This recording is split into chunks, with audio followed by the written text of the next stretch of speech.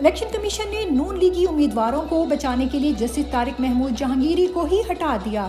Justice Tariq Mahmood Jahangiri بطور election tribunal اسلام آباد مزید کام نہیں کر سکیں گے۔ الیکشن کمیشن نے کام سے روک دیا۔ الیکشن کمیشن نے نون لیگی ارکان قومی اسمبلی کی درخواستیں منظور کرتے ہوئے فیصلہ سنا دیا۔ یاد رہے جسٹس جہانگیری نہ صرف ان 6 ججوں میں شامل ہیں جنہوں نے سپریم جوڈیشل کونسل کو خط لکھا ہے، اور انہوں نے ابھی تک اسلام آباد کے جعلی امیدواروں سے فارم 45 ہی مانگے تھے جو کہ ان کے پاس نہیں تھے، اس لیے حکومت نے آرڈیننس لا کر اپنے قابل اعتماد ججز لا کر مرضی کے فیصلے لینے کا طریقہ نکالا۔ ناحق قید عالیہ حمزہ کا چیف جسٹس کا ضمیر جگانے کے لیے خصوصی پیغام۔ چیف جسٹس صاحب، آپ وقت کے قاضی ہیں، کیا آپ کو پتہ ہے کس طرح انسانی حقوق کی پامالی، چادر چار دیواری کا تقدس، خواتین کی بے حرمتی ہو رہی ہے؟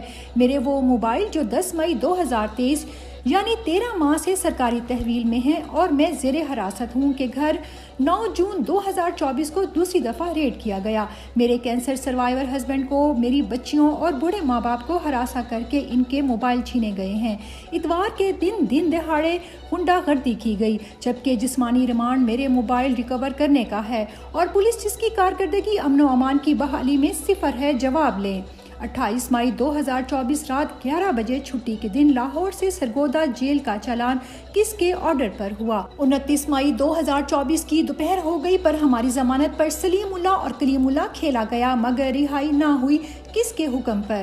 میرا جوڈیشل ریمانڈ ختم ہونے پر پچھلی 4 پیشیوں پر مجھے کیوں پیش نہیں کیا گیا؟ آخری پیشی پر صبح 6 بجے سے موجود لاہور پولیس کے حوالے کر دیا جاتا تو میں لاہور سے گھر جا سکتی تھی، کیوں دوپہر 2 بجے گجرانوالہ پولیس کے ہاتھوں میری گرفتاری کروائی گئی؟ پچھلے 2 دن سے بھوکا پیاسا صبح طلوع آفتاب سے رات 8 بجے تک ایک انسان ویران جگہ پر حوالات میں سادہ کپڑوں والوں کی موجودگی میں کیوں رکھا جا رہا ہے؟ پوچھے آئی جی پنجاب سے کہ میرے موبائل کس کی سرکاری تحویل میں ہے اور سرچ وارنٹ کے بغیر ان کے اہلکار میرے گھر میں کیوں گھسے؟ ایک قوم کی بیٹی انصاف کے لیے آپ کی طرف دیکھ رہی ہے۔ گرفتاری کے بعد گرفتاری، جسمانی ریمانڈ پر جسمانی ریمانڈ، چادر اور چار دیواری کے تقدس کی بار بار پامالی، سوچی قیامت کا دن ہوگا میرا ہاتھ اور آپ کا گریبان۔ صنم جاوید کے حوصلے کے آگے مریم نواز کی بربریت جاری۔ مریم نواز کی حکومت کی طرف سے صنم جاوید کو ہر طرح کی اذیت دینے کے لیے ہر ممکن کوشش کی جا رہی ہے۔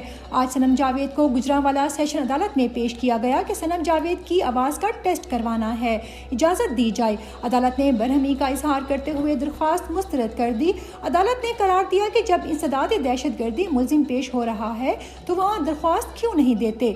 مقصد تپتی دھوپ میں صنم جاوید کو قیدی وین میں رکھنا ہے۔ اب گجرانوالہ سیشن عدالت سے صنم کو انسداد دہشت گردی عدالت لے جانے کے لیے نکلے ہیں۔ 2 منٹ کا سفر 1 گھنٹے میں بھی طے نہیں ہو سکا۔ شہباز گل کے غیر سیاسی بڑے بھائی کو بھی گرفتار کر لیا گیا۔ یہ خبر خود ڈاکٹر شہباز گل نے اپنی تازہ ٹویٹ میں دی ہے اور کہا ہے کہ میرے ناکردہ جرائم کے بدلے میرے بڑے بھائی غلام شبیر صاحب کو کل لاہور سے اغوا کر لیا گیا ہے۔ ویسے سیاست کوئی جرم نہیں، لیکن آج کل کیونکہ بنا دیا گیا ہے تو بتاتا چلوں کہ میرے بھائی کا سیاست سے دور دور تک کوئی لینا دینا نہیں۔ چند دن پہلے ایک بہت طاقتور شخصیت نے مجھے فون پر دھمکیاں دیں اور اس کے بعد میرے بھائی کو اغوا کیا گیا۔ مجھے پتا تھا اور ہے کہ سچ بولنے کے نتائج بھگتنا پڑیں گے، لیکن میرا اللہ پر ایمان ہے کہ اللہ جو کرے گا بہتر کرے گا۔ کسانوں کے پاس خریف کی فصل کے لیے سرمایہ کاری کے پیسے نہیں ہیں۔ نااہلی اور بد انتظامی کی وجہ سے اب کسانوں کے پاس خریف کی فصلوں میں سرمایہ کاری کے لیے پیسے نہیں ہیں۔ اگلی فصل میں پیداوار شدید گرنے والی ہے۔ 30 لاکھ ٹن گندم پہلے سے درآمد کیوں کی گئی، وہ بھی ایسے وقت میں جب آپ کے پاس ڈالر نہیں ہیں؟ یہ بہت عجیب بات ہے۔ حفیظ پاشا، ماہر اقتصادیات۔ محسن نقوی اور نون لیگ ذلت کی ایک اور پستی میں گر گئے۔ Saint opposition leader Shibli Faraz کا گھر گرانے کے لیے کٹ پتلی حکومت متحرک، گھر گرانے، خاندان اجاڑنے اور اغوا کر کے نفرتیں ہی بٹور رہے ہیں، لیکن اپنے مقاصد پورے نہیں کر سکتے، شرم کا مقام ہے۔ 9 مئی کا بیانیہ ایک بار پھر جھوٹا ثابت ہو گیا۔ سرگودا کی انسداد دہشت گردی عدالت کا اہم فیصلہ، میاں والی کے 2 مقدمات کا فیصلہ سنا دیا گیا۔ پی ٹی آئی کے تمام کارکنان بری، ایک مقدمہ میں 35 اور دوسرے میں 25 افراد شامل تھے، سب باعزت بری ہو گئے۔ احمد فرحات کیس میں ایجنسیوں کی ایک بار پھر پیشی۔